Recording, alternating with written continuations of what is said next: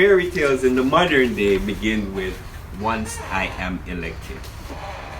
I honestly just can't say, but I do think he's not saying specifically like I'm going to ban bump stocks or I'm against ARs only because he's running a race right now. I do think he would support anybody doing that stuff. Bill Nelson. Right, that's all I'm worried about. Whatever, whoever the next person may be. I just wish he can say it just because he's trying to get the moderates and the gun-toting people in North Florida. All right, this is a fast state. Okay. It's a cracker state. Okay. Okay? Ask anybody outside of here. You go Port St. Lucie, Orlando. Man, them crackers ain't gonna let us do that. No, you crazy? So, what is he doing? He's campaigning. He's politicking. So you're saying that different environments, wherever he speaks, he'll address a different audience. Yeah, that's what a politician do. We went to college together. You did? Yeah. With him? Yeah. Oh, so that's how you know him? Yeah.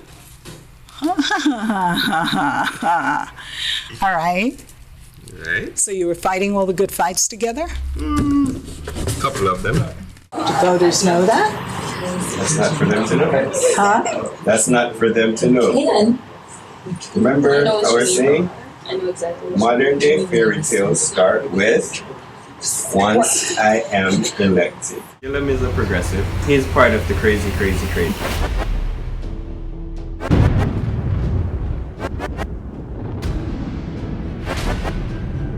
It's been 2 decades since Florida has elected a Democratic governor, and the race is deadlocked. I'm going to spend my time over the next 2+ months getting around this state, talking about the issues that matter to everyday voters in this state. You whip them up, the poor, the middle income. You have to whip them up into a frenzy in order for them to vote. He was being left, not left of center. For the primary. For the primary. Right? You have to appeal to white guilt. Fairy tales in the old days begin with once upon a time. Fairy tales in the modern day begin with once I am elected.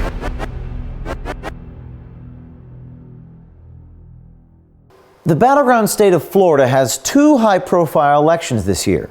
The Senate campaign, where Democratic incumbent Bill Nelson is in the political fight of his life against Governor Rick Scott. And then there is the gubernatorial race, which could not be closer. It's between former Republican Congressman Ron DeSantis and Andrew Gillum, the Democrat and mayor of Tallahassee. What we found in the Gillum campaign was just what we found in Missouri and Tennessee and Arizona, a candidate lying to the voters he needs to win the election. So Omar, you're saying that the corporate tax he's counting on corporate tax to cover all of the programs that he wants to fund. Correct. I will absolutely not raise taxes on everyday working Floridians to give access to additional What about wealthier people? So what I said, and I ran on this, by the way, is that we will increase taxes for corporations in our state. But what if you want to put all your eggs in one basket? What if that doesn't work out? What else would happen? How would he get money? Yes.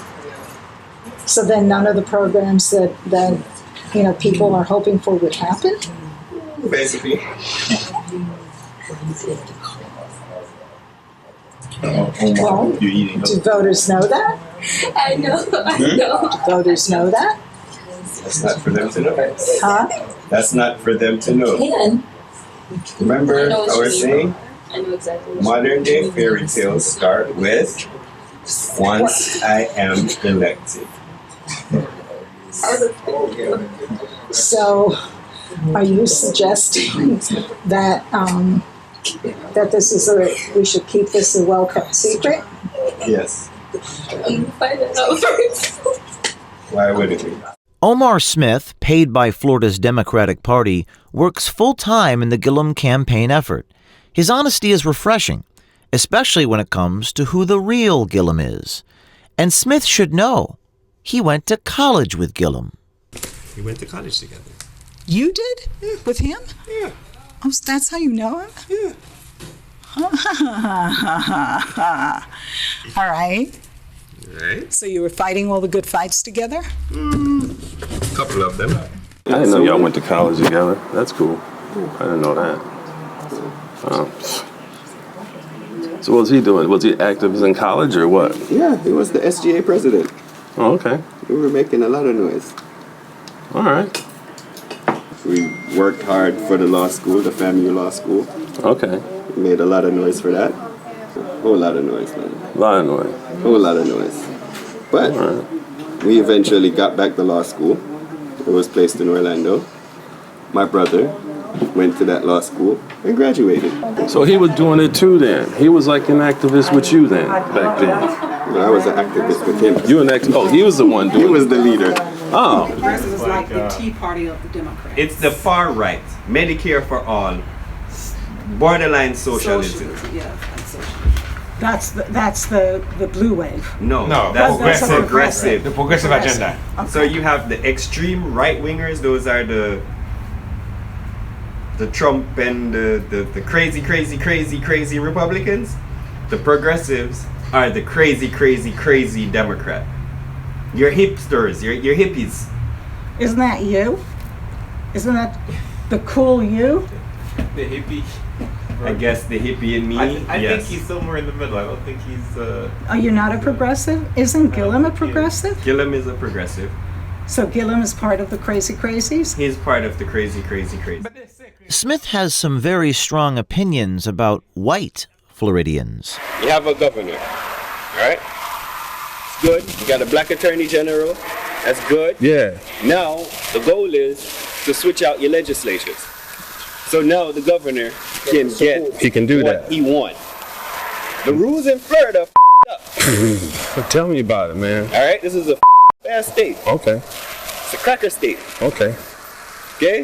Ask anybody outside of here. You go Port St. Lucie, Orlando. Man, them crackers ain't gonna let us do that. No, you crazy? I lived in Tallahassee for 10 years. I've seen it. I went to a black college. Yeah. Even my father's wife. She like, oh, them crackers finna take over FAMU. Ain't never gonna be shit. They can't get it right. I hear that so much. I'm like, y'all mother crazy. Right. Really? Smith makes it clear to our journalist that to get Gillum elected will require some serious subterfuge. In other words, lying to the voters of Florida. Well, okay, so a gentleman called on the phone and he said, fairy tales in the old days begin with once upon a time. Fairy tales in the modern day begin with once I am elected. Okay? So let's go back to Mr. Gillum's platform, right? Mm-hmm. Raise the corporate tax in Florida from 7 to 11%. That will never happen. Raise teachers' pay to $50,000. That will never happen. Give me another position. Medicare for all. Medicare, yeah. That will never happen. Reason being, the legislature that write the bills is all Republican controlled. Democratic governor, Republican legislature. So unless the legislature write a bill and it gets voted on the floor, it cannot pass. You have to appeal to white guilt. All right, so how would you do that? White guilt. Why can't it just? Because that's what it is. That's what it is. So no, I'm with you on that track. So tell me, if you so can't say- have a real conversation about what it is, Good evening. you're going to be screwed. In order to get this agenda through, we need to do it by force. Is that, am I reading you correctly? Yes. So, between you and I, we're voting for him knowing that it's not going to happen, right? No, we're voting for him, hoping that once he make it, somebody else will pick up the fight to make sure that the proper legislators get in office when we vote again in August to execute the agenda of the governor. Cliff Esserman, who works for the Broward County Democratic Party, agrees. But no, so what do you think like about, you know how because Gillum, like during the primary and everything, he was like Medicare for all, da da da da da. But then as soon as he won the primary, he like totally like stopped saying it. Yeah. Like now he's because not that's saying normal. it. But why would he change it though? Well, because in order to win, he had to be. He's really left of center. Yeah, I'm left of center. Yeah. So he was being left, not left of center. For the primary. For the primary. Now he's going back to left of center. And reality is Broward is really left. Mm-hmm. He does believe in Medicare for all, but I'm going to tell you Medicare for all is a federal issue. Dale Holness, who is the Broward County Commissioner, is also a Gillum campaign worker. He says he knows what Gillum's gun control policies will be. Mr. Gillum is going to get rid of all those crazy guns on the street. What's going on with that? Crazy people. Too many of them. So basically, the way it is now, they don't even want to restrict people who have mental illness. We got to not let people with mental illness have a gun. Anybody who's had domestic violence are not to have a gun because it means they have a propensity for not being able to control themselves. There ought to be at least a 3-day waiting period for everybody, and a full background check for everybody. And for background check. And we need to, and these automatic guns that do 60 rounds a minute, they ought not be on the streets either. So that's his plan. To get rid of them. He's going to ban the assault rifles and then do. And all that. Yeah. Adrian Young is a community engagement specialist for the Florida Democratic Party. He explained that Gillum has to conceal his true position on gun control reforms. Just so I'm clear, because I was thinking about it again, he just can't say.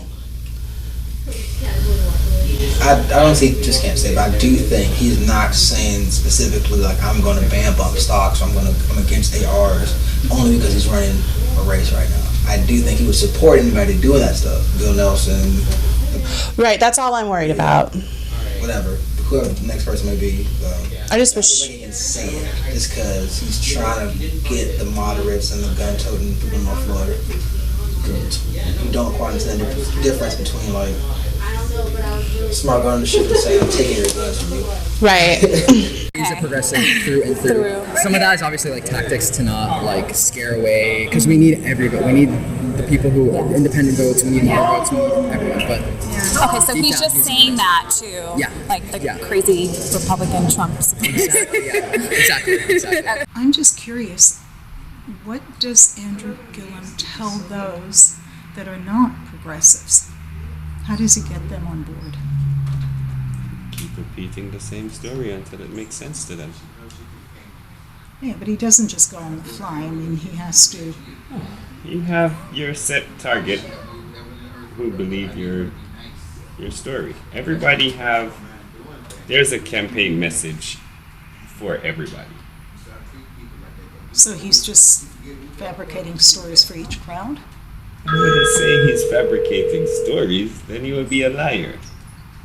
So what is he doing? He's campaigning, he's politicking. So you're saying that different environments, wherever he speaks, he'll address a different audience.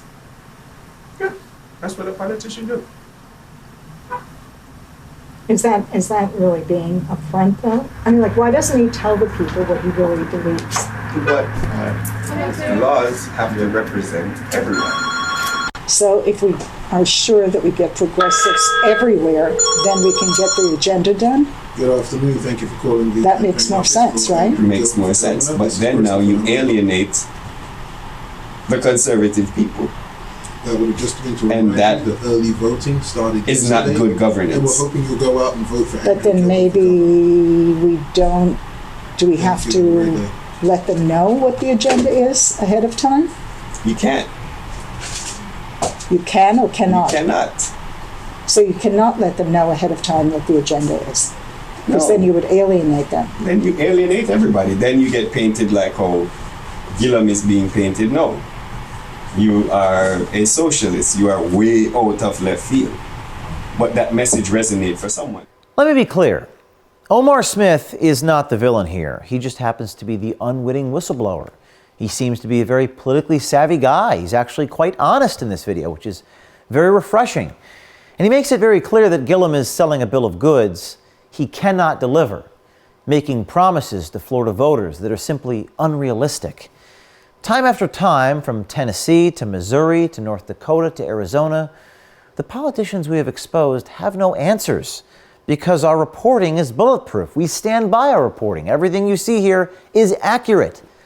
They will attack our methods. Claire McCaskill called it fraud. Kirsten Sinema said this week that we're criminals. They will attack our character. But if you watch these videos closely, they will never actually address and respond to the facts we've uncovered. Stay tuned.